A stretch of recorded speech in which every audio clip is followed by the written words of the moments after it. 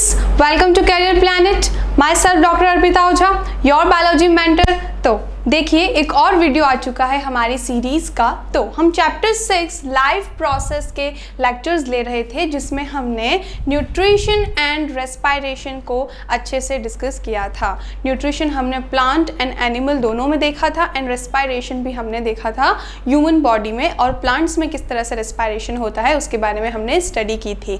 अगर इनसे related videos आपने अभी तक नहीं देखे हैं तो पहले वो वीडियोज़ देख लीजिए, ताकि आप अब जो चैप्टर चल रहा है उसमें अच्छे से लिंक कर पाएंगे। ओके, तो हम स्टार्ट करते हैं। हमारा आज का टॉपिक क्या है? लाइफ प्रोसेस का ट्रांसपोर्टेशन इन ह्यूमन बीइंग्स। तो देखिए हमने जो हमारा फर्स्ट लेक्चर था, उस फर्स्ट लेक्चर में हमने क्या डिस्कस किया था? हमने देखा था अलग अलग लाइफ प्रोसेस जो होते हैं हमारी बॉडी में होते हैं, ठीक है। जैसे कि न्यूट्रिशन, जिससे हमें एनर्जी मिलेगी, रेस्पिरेशन, जिससे ऑक्सीजन मिलेगी जो कि एनर्जी बनाने के लिए हेल्पफुल है, एंड उसके बाद होता है ट्रांसपोर्टेशन। तो जैसा कि हमने प्रीवियस वीडियोस में डिस्कस किया था, आपने जो भी न्यूट्रिशन लिया है वो सारा न्यूट्रिशन को अलग अलग ऑर्गन तक कौन लेकर जाता है? ब्लड, ह्यूमन बॉडी में। एंड जो हमने गैसेस एक्सचेंज किया और जो ऑक्सीजन एंड कार्बन डाइऑक्साइड हमारी बॉडी में कैसे ट्रांसपोर्ट होती है? By blood. तो ब्लड जो है एक मीडियम प्रोवाइड करता है ट्रांसपोर्टेशन के लिए। तो इस ब्लड को मूवेबल बनाने का काम कौन करेगा? इसके लिए हमारे ह्यूमन बॉडी में एक वेल डेवलप्ड ऑर्गन है, और उस ऑर्गन का नाम क्या है? हार्ट। ओके, तो अब हम देखते हैं हमारे ह्यूमन बॉडी में किस तरह से ट्रांसपोर्टेशन होता है। तो उससे पहले हम ट्रांसपोर्टेशन की सबसे बेसिक डेफिनेशन देखते हैं। Transportation: all living organism need a few necessary components like air, water, food for their survival। तो जितने भी लिविंग बीइंग्स हैं उन्हें अपने सर्वाइवल के लिए, अपने लाइफ प्रोसेसेस को अच्छे से चलाने के लिए ज़रूरी है कुछ बेसिक कंपोनेंट्स, जो कि क्या हैं? Air, water, food. तो एयर, वाटर, फूड वो बेसिक कंपोनेंट्स हैं जो कि सारे लिविंग ऑर्गेनिजम्स के पास होने चाहिए। Okay, on our regular basis animal ensure these element by breathing, drinking and eating. तो जितने भी एनिमल होते हैं वो क्या करते हैं? ब्रीदिंग के थ्रू एयर का एक्सचेंज करते हैं, ड्रिंकिंग एंड ईटिंग के थ्रू वो न्यूट्रिशन एंड वाटर को कंज्यूम करते हैं, ताकि उनके लाइफ प्रोसेस अच्छे से चलते रहें, है ना। Okay, so the required elements are transported to their body cells and tissue by transportation system. तो जितने भी रिक्वायर्ड एलिमेंट्स हैं, ये अगर हमें हमारी बॉडी में अलग अलग पार्ट तक ट्रांसपोर्ट करवाना है तो उसके लिए हमें ट्रांसपोर्टेशन सिस्टम की ज़रूरत होगी। तो हम प्लांट्स में देखें तो क्या होता है? In the plant the vascular tissue are responsible for transporting the substances. तो जो वैस्कुलर टिश्यूज़ होते हैं प्लांट में, ये वैस्कुलर टिश्यूज़ क्या करते हैं? They are responsible for transporting the substances. Transportation in human में ट्रांसपोर्टेशन कैसे होता है? तो transportation in human is done by circulatory system. हमारी बॉडी में वेल डेवलप्ड सर्कुलेटरी सिस्टम है जिसकी हेल्प से ट्रांसपोर्टेशन होता है। The circulatory system in humans mainly consist of blood vessel and heart. तो हमारी बॉडी में 3 मेन कंपोनेंट होते हैं। First is blood, okay, second blood की वेसल्स होंगी तो blood vessels, and the third is heart. 3 main जो है हमारी जो सर्कुलेटरी सिस्टम है, ये 3 मेन स्ट्रक्चर से डेवलप्ड होता है। दैट इज ब्लड होना चाहिए। ब्लड किस में फ्लो करेगा? ब्लड वेसल्स में फ्लो करेगा। And third point is heart. It is responsible for supply of oxygen, nutrient, removal of carbon dioxide and other excretory product। तो देखिए हमारा सबसे फर्स्ट क्वेश्चन यही बनता है कि हमें ट्रांसपोर्टेशन की ज़रूरत क्यों है? ट्रांसपोर्टेशन किस लिए हेल्पफुल होता है? तो हम क्या करते हैं, हमारे बॉडी में जो ऑक्सीजन है, न्यूट्रिएंट है, उनका ट्रांसपोर्टेशन हमें कराना है, जिसकी हेल्प से हम एनर्जी को प्रोड्यूस करेंगे। Clear? And the second point is that जो कार्बन डाइऑक्साइड और वेस्ट प्रोडक्ट है, उन दोनों को अपनी बॉडी से बाहर निकालने के लिए भी ट्रांसपोर्ट करवाना होगा एक्सक्रीटरी ऑर्गन्स तक।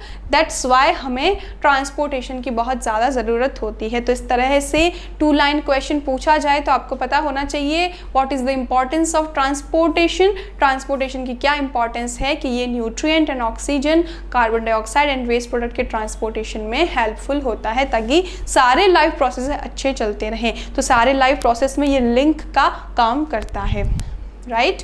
It also help to fight the infections. ये देखिए इसमें लिखा है जो ट्रांसपोर्टेशन सिस्टम में हमारा इन्फेक्शन से फाइट करता है। कैसे इन्फेक्शन से फाइट करता है? आपने इम्यूनिटी वर्ड का नाम सुना है। तो इम्यूनिटी क्या होती है? इम्यूनिटी हमारी बॉडी प्रोवाइड करती है हमें अगेंस्ट द फॉरेन पैथोजेंस। हमारी बॉडी में कोई भी फॉरेन पार्टिकल, फॉरेन पैथोजन अगर एंटर करता है तो हमारी ब्लड में सेल्स प्रेजेंट होती हैं, WBC प्रेजेंट होती हैं। These cell fight against the pathogen. ये जो सेल्स होती हैं पैथोजन से फाइट करती है। पैथोजन कौन है? जो कि कॉज करता है डिजीज़ को एंड इन्फेक्शंस को। तो इन्फेक्शंस एंड डिजीज़ से फाइट करने के लिए जो हमें सेल्स होती हैं वो भी ब्लड में मिलती है। That's why blood help to fight the infections. I hope आपको ये पॉइंट अच्छे से क्लियर हो चुका है। ओके, सो नेक्स्ट देखें हम, क्योंकि हमने देखा 3 मेन स्ट्रक्चर हैं हमारे बॉडी में, blood, blood vessels and heart. इन तीनों की हेल्प से हमारा ट्रांसपोर्टेशन कंप्लीट करवाया जाता है। तो हमारा फर्स्ट क्वेश्चन है व्हाट इज़ हार्ट? हार्ट क्या है, इसका क्या फंक्शन है, इसका क्या स्ट्रक्चर है? तो हम देखें हार्ट एक क्या होता है, एक मस्क्यूलर ऑर्गन होता है और इसकी साइज़ जो होती है ह्यूमन की फिस्ट की शेप की होती है। ये हमारे थोरैकिक कैविटी के अंदर यानी कि चेस्ट में प्रेजेंट होता है, दोनों लंग्स के बीच में होता है ना। तो ये जो हार्ट होता है स्लाइटली टिल्टेड होता है। किस साइड में? हमारे लेफ्ट साइड में ये टिल्टेड होता है, इसलिए हम बोलते हैं लेफ्ट साइड में हार्ट होता है। ठीक है, ये कुछ इस तरह से सिचुएटेड रहता है हमारे थोरैसिक कैविटी के अंदर। अब ये जो हार्ट है इसके 4 चैम्बर्स होते हैं और इनसे ट्यूब एंटर करती हैं और कुछ ट्यूब्स निकलती हैं। इन ट्यूब्स को हम ब्लड वेसल्स कहते हैं। ओके, कुछ ब्लड वेसल्स जो होती है प्योर ब्लड लेकर जाती हैं और इम्प्योर ब्लड लेकर आती हैं। ये जो ब्लड वेसल्स हैं इनमें प्योर और इम्प्योर ब्लड का मीनिंग क्या है? जिस ब्लड में ऑक्सीजन प्रेजेंट होगा that will be known as pure blood, और जिसमें कार्बन डाइऑक्साइड की कॉन्सेंट्रेशन ज़्यादा होगी वो क्या कहलाएगा? इम्प्योर ब्लड कहलाएगा। Point clear? सो हमें हार्ट जो है, हार्ट का हमें बेसिक फंक्शन समझना होगा। ये हार्ट क्या करता है? इस हार्ट में 4 चैम्बर्स होते हैं जो कि अलग अलग सेपरेटेड होते हैं। ये हार्ट चैम्बर्स क्या करते हैं? इस ब्लड को पंप करते हैं। ताकि पंपिंग का फंक्शन क्यों है? क्यों हार्ट पंप करता है ब्लड को? ताकि जितने भी ऑर्गन्स हैं वहाँ तक ब्लड पहुँचाया जा सके। क्योंकि हम देखो स्टूडेंट्स अच्छे से जानते हैं हमारी बॉडी पर ग्रेविटी लग रही है ना, तो ग्रेविटेशन की वजह से अगर कोई पंपिंग सिस्टम नहीं हुआ तो सारा ब्लड जो है वो लेग की तरफ चला जाएगा, सारा ब्लड नीचे चला जाएगा क्योंकि नीचे से ग्रेविटेशनल फोर्स लग रहा है। बट ऐसा नहीं होता, ब्लड हमारे टिप पॉइंट तक जाता है, सारे ऑर्गन्स में अच्छे से जाता है। उसका रीज़न क्या है कि ये जो हमारा हार्ट है, ये हार्ट क्या करता है? अच्छे से पंप करता है। किसके अंदर पंप करता है? ब्लड वेसल्स में ये ब्लड को पंप करता है, जिससे ब्लड अलग अलग ऑर्गन्स तक पहुंचता है। तो heart is the main organ for circulatory system. अब आपको वर्ड क्लियर हुआ व्हाई हम ट्रांसपोर्टेशन के लिए सर्कुलेटरी सिस्टम वर्ड का यूज़ करते हैं? क्योंकि ये सर्कुलेशन करवाता है। किसका सर्कुलेशन करवाता है? ब्लड का सर्कुलेशन करवाता है। अब साथ में नोट्स बनाते रहेंगे ताकि आपको सारे पॉइंट्स अच्छे से क्लियर हो सकें। द मस्क्यूलर ऑर्गन, तो हार्ट क्या है? हमारा मस्क्यूलर ऑर्गन है which is located near the chest slightly towards the left. तो ये हमारे चेस्ट में होता है और स्लाइटली टूवर्ड्स द लेफ्ट होता है इन द थोरैसिक रीजन। तो ये हमारा जो थोरैसिक रीजन होता है उसमें ये सिचुएटेड होता है। ये हाईली पैक्ड कवर्ड पोजीशन में रहता है ताकि इसको किसी भी तरह की क्या कहते हैं इंजरी ना हो, है ना। तो ये हमारा जो रिब केज है वो भी इसको प्रोटेक्शन देता है, राइट। और साइड बाय साइड क्या होता है? लंग्स वगैरह सारे ऑर्गन्स हैं, नीचे डायफ्राम है जिससे ये प्रोटेक्टेड रहता है। Clear? The heart is the main pumping organ of the body. The important line is pumping organ. जो हमारा हार्ट है वो क्या है? pumping organ है। The human heart is divided into 4 chambers. तो जो ह्यूमन हार्ट है वो 4 चैम्बर्स में डिवाइडेड होता है which are involve in the transportation of oxygenated and deoxygenated blood. Okay, what is this line? जो हमारा ह्यूमन हार्ट है वो 4 चैम्बर्स में डिवाइडेड होता है। ओके ये जो 4 चैम्बर्स हैं ये क्या करते हैं, हेल्प करते हैं ऑक्सीजनेटेड एंड डीऑक्सीजनेटेड ब्लड के ट्रांसपोर्टेशन में। ऑक्सीजनेटेड एंड डीऑक्सीजनेटेड ब्लड का मीनिंग क्या है? ऑक्सीजनेटेड मीन्स जिसमें ऑक्सीजन की कॉन्सेंट्रेशन ब्लड में ज़्यादा हो, जिसे हम क्या कहेंगे, प्योर ब्लड कहेंगे। ओके एंड डीऑक्सीजनेटेड ब्लड का मीनिंग क्या होता है? ऐसा ब्लड जिसमें कार्बन डाइऑक्साइड की कंसंट्रेशन ज़्यादा हो और वो इम्प्योर ब्लड कहलाता है। Okay the upper 2 chambers are called atria. Upper 2 chambers, देखिए हमारे हार्ट में 4 चैम्बर्स होते हैं, तो जो अपर 2 चैम्बर्स हैं वो क्या कहलाते हैं, atria, where as the lower 2 chambers are called as ventricle. पर जो लोअर 2 चैम्बर्स होते हैं वो क्या कहलाते हैं, वेंट्रिकल्स कहलाते हैं, और इन्हें लेफ्ट एंड राइट में डिवाइड किया जाता है। ओके क्लियर ये पॉइंट अच्छे से? तो इन्हें लेफ्ट एंड राइट में कुछ इस तरह से डिवाइड करते हैं, तो एट्रिया एंड वेंट्रिकल्स हो गए। तो देखिए हमारे सामने एक वेल लेबल डायग्राम बनाया है, इसमें हमें क्या क्या स्ट्रक्चर्स देखने को मिल रहे हैं। तो देखिए ये जो हार्ट है इसे हम किस तरह से समझ सकते हैं, ये हार्ट जो है इसके अंदर 4 चैम्बर्स हैं। क्या है? 4 चैम्बर्स में ये जो हार्ट है ये डिवाइडेड है कुछ इस तरह से। ओके इन 4 चैम्बर्स में से 2 चैम्बर्स जो होते हैं नीचे वाले वो वेंट्रिकल कहलाते हैं, और ऊपर वाले चैम्बर्स क्या कहलाते हैं, एट्रिया कहलाते हैं। ये हम पहले ही डिस्कस कर चुके हैं, तो आपको एट्रिया और वेंट्रिकल में कन्फ्यूजन क्लियर हो गया होगा। आपको इसको अच्छे से ड्रॉ करके समझाते हैं हम। तो मान ले हमने एक ब्लॉक डायग्राम बनाया है जिसमें हमने हार्ट के 4 चैम्बर्स को इस तरह से 4 पार्ट्स में डिवाइड किया है ना। और इसका जो फर्स्ट 2 चैम्बर्स होते हैं they are atrium and that is ventricle. अगर सिंगल की बात कर रहे हैं तो एट्रियम होगा, और दोनों के साथ बात कर रहे हैं तो एट्रिया होगा। कॉमन पॉइंट है ये। ये लेफ्ट है, दिस इज ऑल्सो लेफ्ट, ये राइट है, ये राइट है। तो हमें ये पॉइंट क्लियर हो गया किस तरह से एट्रिया और वेंट्रिकल सिचुएटेड होते हैं। अब इनका फंक्शन क्या है, ऑक्सीजनेटेड एंड डीऑक्सीजनेटेड ब्लड को लेकर जाएंगे। किस तरह से लेकर जाएंगे, तो जो हमारा लेफ्ट वेंट्रिकल होता है इससे एक ब्लड वेसल निकलती है। This blood vessel is known as aorta. क्या कहते हैं इस ब्लड वेसल को, एओर्टा। आपको क्लियर हो रहा है ना, हमने हार्ट के 4 चैम्बर्स को कुछ इस तरह से डिवाइड किया है। इन 4 चैम्बर्स में से क्या निकलेगी, ब्लड वेसल्स निकलेंगी, और ब्लड वेसल्स वापस कनेक्ट होकर इसमें जाएंगी।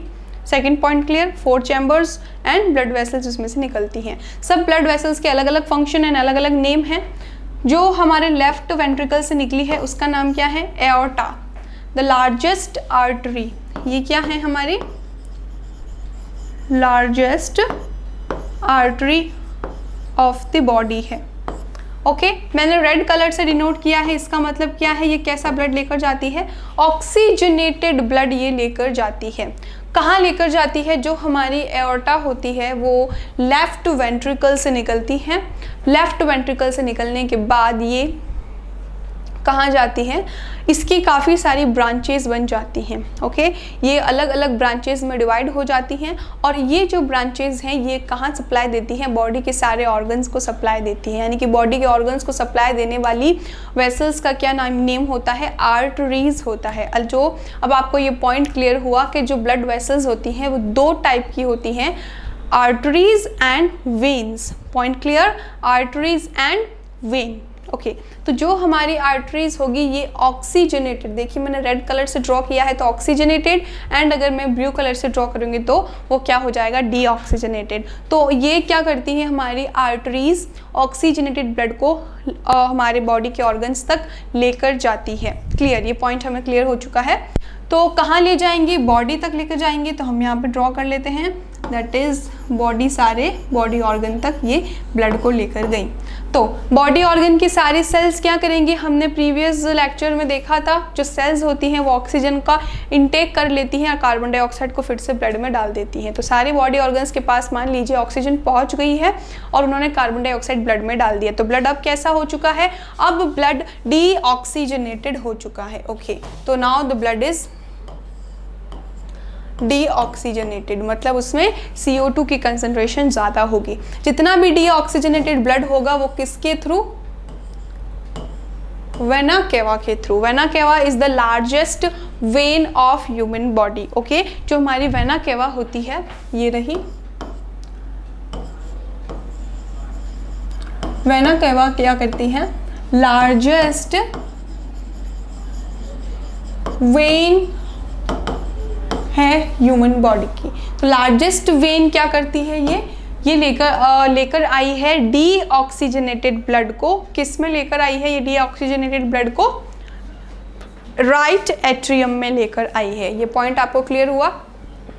तो राइट एट्रियम में ये लेकर आती है, और क्योंकि ये लार्जेस्ट वेन इसलिए कहलाती है क्योंकि सारी जो दूसरी वेन्स होती हैं वो आपस में कंबाइन होकर, मिक्स होकर एक लार्जेस्ट वेन बनाती है, विच इज़ वेना केवा, जो कहाँ पर आती है, राइट एट्रियम में आती है। यानी कि हम एक छोटा सा साइकिल देखिए यहाँ पे देखने को मिला। हमने लेफ्ट वेंट्रिकल से स्टार्ट किया, लेफ्ट वेंट्रिकल से एक ट्यूब लाइक स्ट्रक्चर निकला है। This tube like structure is known as aorta, और इस एओर्टा ने क्या किया, यहाँ से ये ब्लड लेकर गई है बॉडी ऑर्गन तक, और बॉडी ऑर्गन में क्या हुआ, सारी O2 को कंज्यूम किया गया है एंड कार्बन डाइऑक्साइड को रिलीज आउट किया गया है। ये carbon dioxide again vena cava तक पहुंच जाती है। अब वेना केवा से ये राइट एट्रियम में एंटर कर चुकी है। राइट एट्रियम में क्या होते हैं, वॉल्व प्रेजेंट होते हैं। राइट एट्रियम में क्या होगा, वॉल्व्स प्रेजेंट होंगे। तो हम ड्रॉ कर लेते हैं, इसमें कुछ इस तरह से वॉल्व प्रेजेंट होते हैं। ओके, ये वॉल्व के थ्रू राइट एट्रियम से राइट वेंट्रिकल में ब्लड एंटर करता है। देखिए ये जो आया था कैसा ब्लड था, डीऑक्सीजनेटेड ब्लड था, क्योंकि इसमें कार्बन डाइऑक्साइड की कॉन्सेंट्रेशन ज़्यादा थी। तो ये अब राइट वेंट्रिकल में एंटर कर जाएगा। राइट वेंट्रिकल से एक ब्लड वेसल निकलती है। इस ब्लड वेसल को हम कहते हैं पल्मोनरी आर्टरी। क्या कहेंगे, पल्मोनरी आर्टरी। ओके, तो यहाँ पर हम ड्रॉ कर लेते हैं, क्या आर्टरी का नेम हो गया हमारी, पल्मोनरी आर्टरी। ये पल्मोनरी आर्टरी क्या करेगी, अब देखो थोड़ा यहाँ पे वर्ड में कंफ्यूजन रहती है। पल्मोनरी का मीनिंग क्या होता है, ऐसी आर्टरी जो कि जाएगी लंग्स की तरफ। अभी इसके पास डीऑक्सीजनेटेड क्या है, डीऑक्सीजनेटेड ब्लड है। इस डीऑक्सीजनेटेड ब्लड को ये क्या करेंगी, लंग्स की तरफ लेकर जाएंगी। ओके, तो ये पल्मोनरी आर्टरी सीधा चली जाती है कहाँ पर, लंग्स के पास। ओके, लंग्स क्या करते हैं, कार्बन डाइऑक्साइड को ब्लड से लेके, हमने पढ़ा था ये पहले, ब्लड से लेके कार्बन डाइऑक्साइड को बॉडी से बाहर निकालते हैं और ऑक्सीजन को फिर से ब्लड में डाल देते हैं। तो ब्लड वापस कैसा हो जाएगा, ऑक्सीजनेटेड ब्लड हो जाएगा। तो इस ऑक्सीजनेटेड ब्लड को ले जाने वाली एक वेन होती है जो कि क्या करती है, यहाँ से लेफ्ट एट्रियम में ले आती है फिर से ऑक्सीजनेटेड ब्लड को। तो इसे हम क्या कहते हैं, क्योंकि ये ब्लड को लेकर आ रही है, इसे हम कहेंगे pulmonary vein. Pulmonary vein pure blood लेकर आ गई लेफ्ट एट्रियम से लेफ्ट वेंट्रिकल में, वॉल्व के थ्रू क्या हो गया, फिर से ये एओर्टा में चली गई और इस तरह से पूरा साइकिल खत्म हो गया। तो हम आपको एक बार साइकिल को अच्छे से समराइज करके समझाते हैं किस तरह से होता है। देखिए हमारा हार्ट जो है ये 4 चैम्बर्ड होता है, 4 चैम्बर्स इसमें हैं, चारों सेपरेट होते हैं अच्छे से, इनके बीच में जो वॉल प्रेजेंट होती है जिससे ये डिवाइडेड होते हैं। ओके, मैं आपको एक बार इसका अच्छा सा स्ट्रक्चर भी समझा देती हूँ।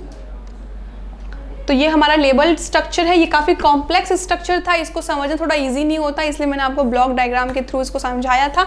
तो देखिए इसके 4 चैम्बर्स होते हैं, ये 2 छोटे चैम्बर्स हैं और ये ऊपर की तरफ इसके बड़े चैम्बर्स हैं। ओके, देखो फिर से देखना, ये दोनों चैम्बर्स हैं नीचे वाले, इन्हें हम वेंट्रिकल कहते हैं, और जो ऊपर वाले चैम्बर्स हैं इसे हम एट्रियम कहते हैं। तो टोटल 4 चैम्बर्स होते हैं। वेंट्रिकल का फंक्शन होता है ब्लड को पंप करना और एट्रिया का फंक्शन होता है ब्लड को कलेक्ट करना। ब्लड को कलेक्ट करना एंड ब्लड को पंप करना, 2 फंक्शंस आपको अच्छे से पता होना चाहिए। अब हम लेफ्ट एंड राइट की तरफ चलते हैं, लेफ्ट एंड राइट से आपको समझाते हैं ताकि आपको अच्छे से फिर से क्लियर हो जाए ये पॉइंट, क्योंकि ये सारा टॉपिक आप फर्स्ट टाइम पढ़ रहे हैं तो काफ़ी कन्फ्यूजन रहती है। तो हमारे पास पड़े हैं दो वेंट्रिकल, आपस में सेपरेटेड हैं, ये left ventricle, right ventricle. Left ventricle क्या करता है, इससे एक ब्लड वेसल निकलती है जिसे हम कहते हैं एओर्टा। एओर्टा क्या करेगी, प्योर ब्लड को लेकर जाएगी, ऑक्सीजनेटेड ब्लड को लेकर जाएगी, कहाँ लेकर जाएगी, बॉडी की तरफ। बॉडी क्या करेगी, उस ऑक्सीजन को कंज्यूम करेगी और अपनी सेल से कार्बन डाइऑक्साइड को ब्लड में ट्रांसफर कर देंगी। और अब ब्लड में जो कार्बन डाइऑक्साइड आई है, इस कार्बन डाइऑक्साइड को लेकर सीधा वेना केवा आती है हमारे, कहाँ आएगी अब वो, राइट एट्रिया की तरफ, क्योंकि एट्रिया ब्लड को कलेक्ट करता है। एट्रिया इम्प्योर ब्लड को कलेक्ट करेगा क्योंकि ये राइट एट्रिया है। तो राइट एट्रियम जो होता है वो क्या करता है, राइट एट्रियम इम्प्योर ब्लड को कलेक्ट करता है और राइट एट्रियम से राइट वेंट्रिकल की तरफ इम्प्योर ब्लड चला जाता है। और राइट एट्रियम क्या करेगा, अब इसे एक ब्लड वेसल जिसका नेम क्या है हमारा, पल्मोनरी आर्टरी। पल्मोनरी आर्टरी जो है ये इम्प्योर ब्लड को लंग्स की तरफ ले जाएगी, लंग्स में फिर से प्योर होगा और वो पल्मोनरी वेन के थ्रू फिर से हार्ट में आ जाएगा। तो यानी कि हार्ट में 2 टाइम्स जो है हमारा ब्लड आता है, इसलिए इसे हम डबल सर्कुलेशन भी कहते हैं। हम सारे अगर इसके ऑर्गन्स देखें, सारे स्ट्रक्चर देखें तो क्या क्या स्ट्रक्चर्स हैं, तो कुछ इस तरह का स्ट्रक्चर इसके अंदर देखने को मिलता है। ये जो पूरा एरिया है ये हमारा जो है ये वेंट्रिकल है, ओके, लेफ्ट वेंट्रिकल, और ये वाला जो पूरा एरिया है राइट वेंट्रिकल है। इसे रेड और ब्लू से बनाया है ताकि आप प्योर एंड इम्प्योर में समझ सकें, ओके।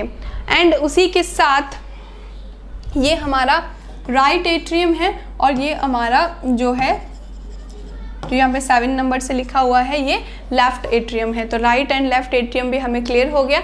और इससे ये एओर्टा कुछ इस तरह से निकलकर ऐसे जाती है, ओके। जो मैंने ब्लॉक डायग्राम समझाया था उसमें काफ़ी इजी वे में था, बट रियल लाइफ में ऐसा नहीं होता, ये बहुत ही ज़्यादा कॉम्प्लेक्स स्ट्रक्चर होता है। तो यहाँ पर क्या मिलेगी आपको, एओर्टा मिलेगी and pulmonary artery, pulmonary vein, vena cava, 4 blood vessels जो हैं इसके अंदर हमें हार्ट में देखने को मिलती हैं, ओके।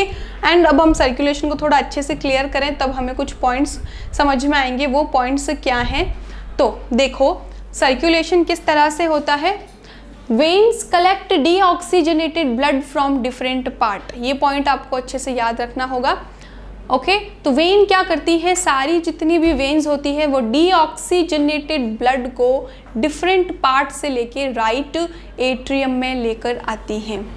अब ये राइट एट्रियम राइट वेंट्रिकल में लेकर आता है। ये पॉइंट आपको इस तरह से देखो ध्यान रखना है। कैसे हम इसे ध्यान रखेंगे, तो जो हमारी सारा इम्प्योर ब्लड है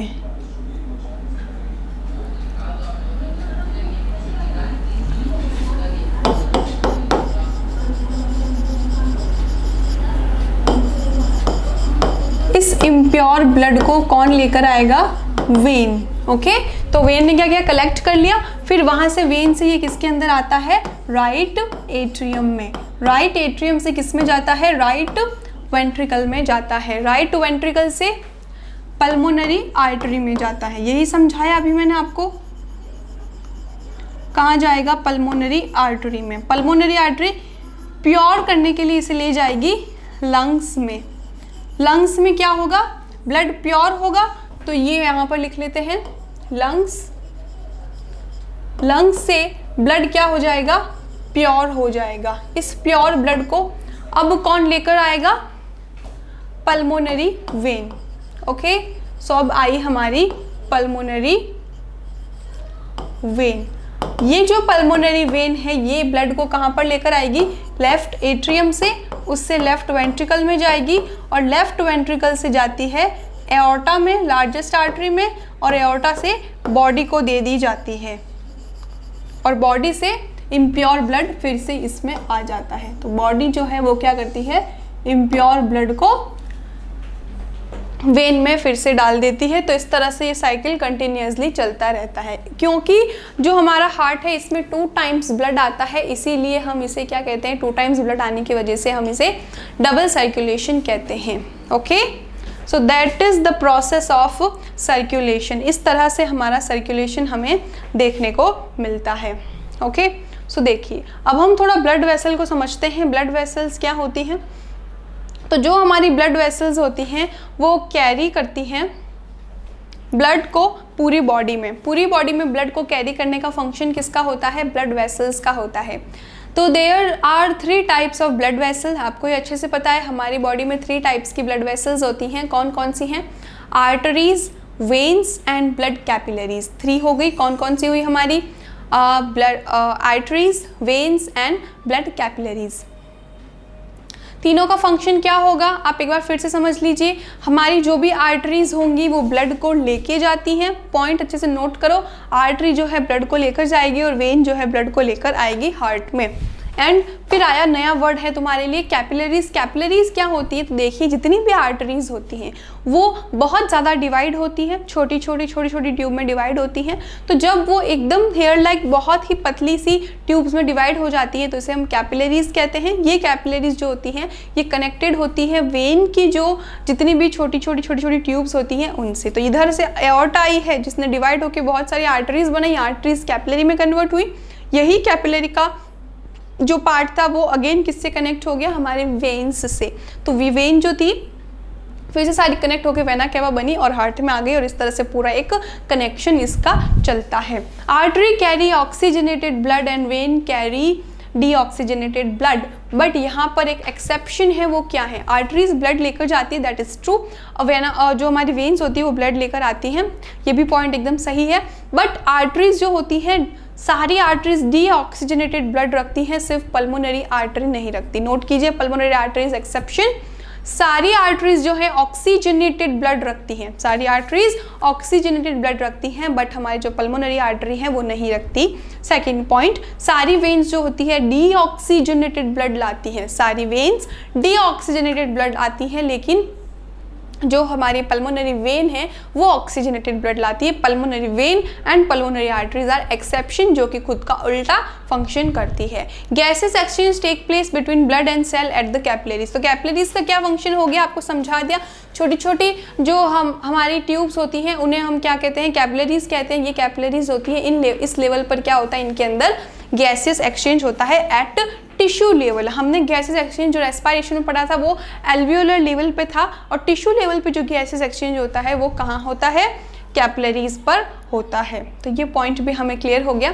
अब एक इंपॉर्टेंट क्वेश्चन जो काफ़ी बार पूछा जाता है, आर्टरीज और वेन्स में क्या डिफरेंस होता है? तो फर्स्ट डिफरेंस हमें पता है, आर्टरीज ब्लड को लेकर जाती हैं, वेन्स ब्लड को लेके आती हैं हार्ट में, और साथ ही arteries most of red colour की होती है क्योंकि ये ऑक्सीजनेटेड ब्लड लेके जा रही है, बट वेन जो होती है वो डीऑक्सीजनेटेड ब्लड लेके आती है, इसलिए ये ब्लू कलर की शो की जाती है। बट यहाँ पर एक्सेप्शन भी होता है। तो इस तरह से हम थोड़ा सा डिफरेंस देख लेते हैं। देखिए ये आर्टरी है, ये वेन्स है, इनके बीच में कैपिलरीज है। कैपिलरीज के लेवल पर गैसेस एक्सचेंज होता है। तो इनका डिफरेंस क्या है, हम इसका डिफरेंस देख लेते हैं अच्छे से। तो difference in the arteries and when. तो आर्टरीज और वेन में देखिए सबसे फर्स्ट पॉइंट क्या है? N artery carry blood away from the heart. हमने पहले ही पढ़ लिया था, हमारे हार्ट से जो आर्टरीज हैं वो ब्लड को लेकर जाती हैं, बट वेन्स जो हैं a vein carry blood towards the heart. वो अवे फ्रॉम हार्ट था, ये टूवर्ड्स द हार्ट था। And artery is thicker than vein. Artery जो होती है वो थिकर होती है वेन से। A vein is comparatively thinner, but vein जो होती है कंपैरेटिवली क्या होती है? थिनर होती है। The pulmonary artery carries deoxygenated blood. Pulmonary artery क्या लेकर जाएंगी? कैसा ब्लड लेके जाएंगी? डीऑक्सीजनेटेड। ओके, सारी आर्टरीज ऑक्सीजनेटेड लेकर जाती हैं, but pulmonary arteries deoxygenated blood लेकर जाती हैं। पल्मोनरी वेन में देखें तो pulmonary vein carry oxygenated blood. तो ये दोनों जो पॉइंट है ये हमारे क्या हो गए? ये एक्सेप्शन हो गए। Point this and point number this. Arteries have rigid wall. तो देखा हमने आर्टरीज जो होती हैं थिकर हैं और इनकी वॉल भी कैसी होती हैं? रिजिड होती हैं। Veins have comparatively thinner wall. Blood flows, जो ब्लड है flow under the pressure through an artery. Blood जो होता है प्रेशर से फ्लो करता है, लेकिन वेन में कोई प्रेशर नहीं लगता है। Lumen of arteries narrow, but जो वेन्स होती है इनका ल्यूमन नैरो नहीं होता है। तो ये जो आर्टरीज हैं इनकी वॉल्स थिक होती हैं, तो ये कुछ इस तरह से दिखाई देती हैं, बट जो वेन्स होती हैं ये इतनी थिकर नहीं होती हैं, इस वजह से इनका ल्यूमन कुछ इस तरह से दिखाई देता है। तो ये आर्टरीज और वेन में सबसे मेजर डिफरेंस हमें देखने को मिलता है। क्लियर हुआ पॉइंट, आपको समझ में आई सारी बातें? तो इस तरह से ये हमारी आर्टरीज एंड वेन्स जो होती हैं दिखाई देती हैं, ये इनका स्ट्रक्चर है जो कि अच्छे से क्लियर कर रहा है। आर्टरीज और वेन में इनमें स्मूथ मसल्स इस तरह से रखती है, बट इसमें इस तरह से होती है। एक और पॉइंट, आर्टरीज में वॉल नहीं होते बट वेन्स में वॉल प्रेजेंट होते हैं, तो ये भी पॉइंट हम अच्छे से लर्न करेंगे। अब हम एक और नेक्स्ट टॉपिक देखते हैं, क्योंकि हमारी जो आर्टरीज हैं, इन आर्टरीज में ब्लड जाता है, तो ब्लड क्या करता है, आर्टरी की वॉल पर और वेन्स की वॉल पर प्रेशर जनरेट करता है। इस प्रेशर को हम क्या कहते हैं, ब्लड प्रेशर कहते हैं। This pressure is known as blood pressure. Okay, तो क्या होता है ब्लड प्रेशर, हम समझें। The pressure exerted by blood when it flows through the blood vessel it is called as blood pressure। तो ऐसा प्रेशर जो कि ब्लड लगाता है ब्लड वेसल्स की वॉल पर, उसे हम ब्लड प्रेशर कहते हैं। तो ब्लड प्रेशर क्यों होता है, क्योंकि हार्ट पंप कर रहा है तो फोर्सफुली वो ब्लड को आगे भेजता है, उसकी वजह से उसके अंदर क्या जनरेट होता है, प्रेशर जनरेट होता है। तो क्या लिखा है ब्लड प्रेशर में, there are two different variant of blood pressure, systolic and diastolic blood pressure. देखिए हमारे पास दो नई टर्म्स आई हैं, वो क्या है, systolic and diastolic blood pressure. Systolic and diastolic का मीनिंग क्या होता है, जब हार्ट में कॉन्ट्रैक्शन चलेगा, कॉन्ट्रैक्शन के टाइम हम बोलेंगे इसे सिस्टोलिक फेज, और जब हमारा हार्ट रिलैक्स कंडीशन में होता है तब हम इसे कहते हैं डायस्टोलिक फेज। डायस्टोल मतलब रिलैक्स, सिस्टोल मतलब कॉन्ट्रैक्ट, ये पॉइंट आप नोट कीजिए, right. So there are two different variants of blood pressure, that is systole and diastole blood pressure. The pressure exerted on the walls of arteries when the heart is filling, देखिए जब heart fill होता है तब diastole condition आती है। इसे हम किस तरह से समझेंगे, मान लीजिए हमारे हार्ट के दो चैम्बर्स हैं, ऊपर वाला चैम्बर जो है उसमें ब्लड फिल हो रहा है, तो जब ब्लड फिल होता है तो वो रिलैक्स कंडीशन में होता है, कंटिन्यूसली ब्लड फिल हुए जा रहा है हमारे चैम्बर के अंदर एंड रिलैक्स कंडीशन में, तो रिलैक्स कंडीशन को हम कहते हैं डायस्टॉल। जब इसमें पूरा ब्लड भर गया तो क्या होगा, इसका नीचे वाला वॉल जो है वो ओपन हो जाएगा और ये क्या करेगा, कॉन्ट्रैक्शन करेगा ताकि नीचे ब्लड चला जाए। तो जब भी हमारा कोई एक चैम्बर फिलिंग का फंक्शन करता है तब वो क्या करता है, वो डायस्टॉल कंडीशन में रहता है, रिलैक्स कंडीशन में रहता है। और जब वो क्या करता है, पूरी तरह से कॉन्स्ट्रिक्ट होता है, तो कॉन्स्ट्रिक्ट के टाइम ये उसकी सिस्टोल फेज कहलाती है। कौन सी फेज होगी, ये सिस्टोल फेज कहलाएगी। Okay, so the pressure exerted on the walls of artery when the heart is filling with blood, it is called diastolic pressure. It constitute the minimum pressure on the arteries. तो arteries के ऊपर minimum pressure लगता है, तो diastole हमेशा minimum pressure होता है, relaxed condition में होता है। And the normal range of diastole is कितनी होती है, 60 to 80 Hg। ओके, हम जब ब्लड प्रेशर मेज़र करते हैं और आपका डायस्टोल जो होता है वो कितना आता है, 60 से 80 तक नॉर्मल रेंज कही जाती है। The pressure exerted on the walls of artery when the heart is pumping, जब हार्ट में की वॉल्स में कॉन्ट्रैक्शन हो रहा है तो कॉन्ट्रैक्शन की टाइम इसे हम क्या कहेंगे, हार्ट की पंपिंग कहेंगे, और इसे हम सिस्टोलिक फेज कहते हैं। और सिस्टोलिक ब्लड प्रेशर के टाइम क्या होता है, मैक्सिमम प्रेशर लगता है जो 90 से 120 के अराउंड होता है। देखिए ये रेंज जो है WHO के अकॉर्डिंग चेंज हो गई है, तो ये वेरी करती रहती है पर्सन टू पर्सन, राइट। सो इसकी रेंज रहती है 90 से 120 mmHg नॉर्मली। क्लियर। तो जब भी हम ब्लड प्रेशर मेज़र करते हैं, ब्लड प्रेशर मेज़र में हम सिस्टोल एंड डायस्टोल दोनों ब्लड प्रेशर देखते हैं। ओके, 120 एंड 80 आपने नाम सुना होगा, जनरली नॉर्मल ब्लड प्रेशर माना जाता है। तो स्टूडेंट्स के लिए 10th स्टैंडर्ड के अकॉर्डिंग ये रेंज ही सही है, राइट। और ऐसे WHO के अकॉर्डिंग ये रेंज थोड़ी सी वेरी करती है। तो हम नेक्स्ट पॉइंट इसके अंदर देखते हैं, हमें ब्लड प्रेशर का कंसेप्ट भी समझ में आ गया। ब्लड प्रेशर में हमने सिस्टोलिक एंड डायस्टोलिक भी देख लिया। अब हम देखते हैं ब्लीडिंग।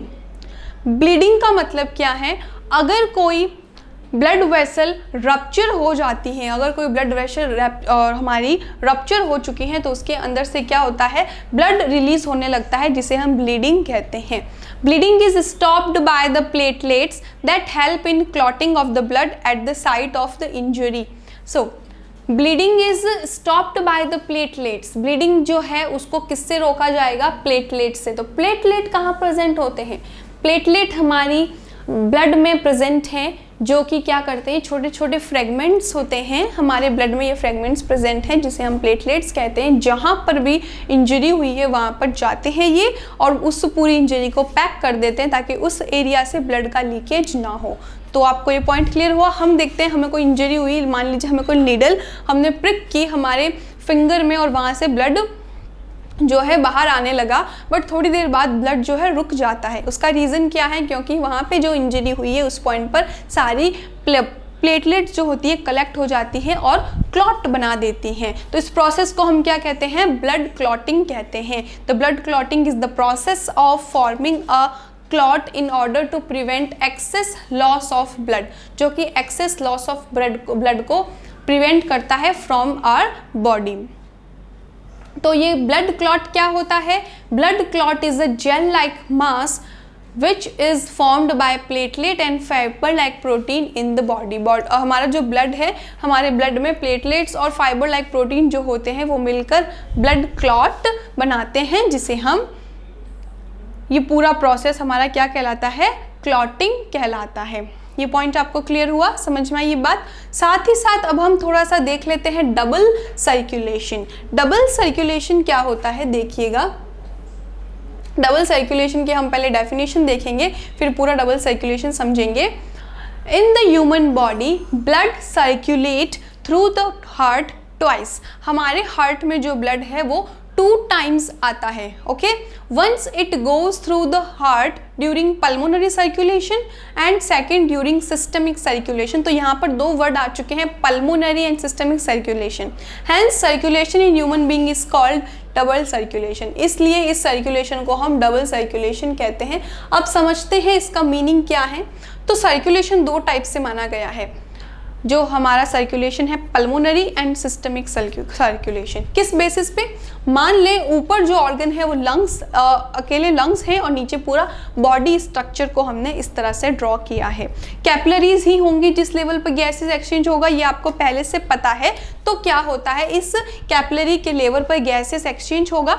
लंग्स ने प्योर ब्लड हार्ट की तरफ भेजा। तो ये देखिए, लंग्स ने प्योर ब्लड हार्ट की तरफ भेजा। कौन लेकर आई है, हमारी जो पल्मोनरी वेन है वो प्योर ब्लड लेकर आती है। ये पल्मोनरी हमारी जो पल्मोनरी वेन्स होती है ये क्या करती है, हमारे लेफ्ट साइड में left atrium and left ventricle को प्योर ब्लड देती है और ये लेफ्ट वेंट्रिकल एओर्टा के थ्रू क्या करता है, बॉडी को पहुंचाता है। बॉडी ने सारा ऑक्सीजन को कंज्यूम कर लिया एंड इस ऑक्सीजन को अब उसने किसके अंदर कन्वर्ट कर दिया।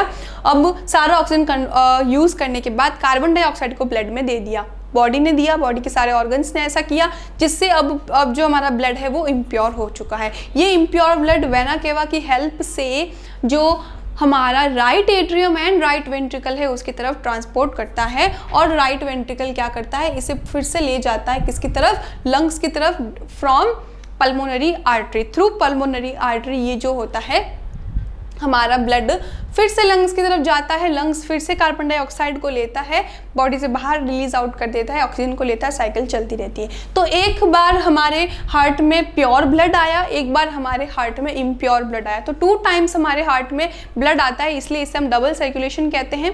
जो लंग्स वाला है उसे पल्मोनरी फेस कहेंगे और जो बॉडी वाला है उसे सिस्टमिक फेस कहेंगे। इस तरह से हमारे बॉडी में 2 टाइप्स ऑफ सर्कुलेशन चलता है, वो काफ़ी सेपरेट रहते हैं। यहाँ इस पर क्वेश्चन पूछते हैं, अगर ये ब्लड मिक्स हो जाए तो क्या होगा। तो ब्लड अगर मिक्स हो जाएगा तो ऑक्सीजन का कॉन्सेंट्रेशन काफ़ी कम हो जाएगा, क्योंकि कार्बन डाइऑक्साइड उसमें मिक्स रहेगी, तो हमारे ऑक्सीजन की रिक्वायरमेंट बॉडी को मिल नहीं पाएगी, आपके लाइफ प्रोसेस डेंजर में चले जाएंगे। तो इस तरह से हमने क्या देखा, हमने पूरा ह्यूमन में सर्कुलेटरी सिस्टम को अच्छे से समझा। आपको आई होप सारे पॉइंट अच्छे से क्लियर हुए हैं, किस तरह से हमारे मेन स्ट्रक्चर होते हैं सर्कुलेटरी सिस्टम में, ये किस तरह से फंक्शन करता है, आर्टरीज और वेन्स में क्या डिफरेंस होता है, एक्सेप्शन है पल्मोनरी आर्टरी, पल्मोनरी वेन, इसके बारे में हमने देखा। डबल सर्कुलेशन क्या होता है और किस तरह से सर्कुलेशन इंपॉर्टेंट रोल प्ले करता है in the transportation of various substances. जो भी हमारे बॉडी में oxygen, energy, carbon dioxide, waste product सारे बनते हैं, उसको हम किस तरह से ट्रांसपोर्ट करते हैं। तो इस तरह से ये हमारा काफ़ी इंपॉर्टेंट टॉपिक रहता है और इसमें किस तरह के क्वेश्चंस और बन सकते हैं।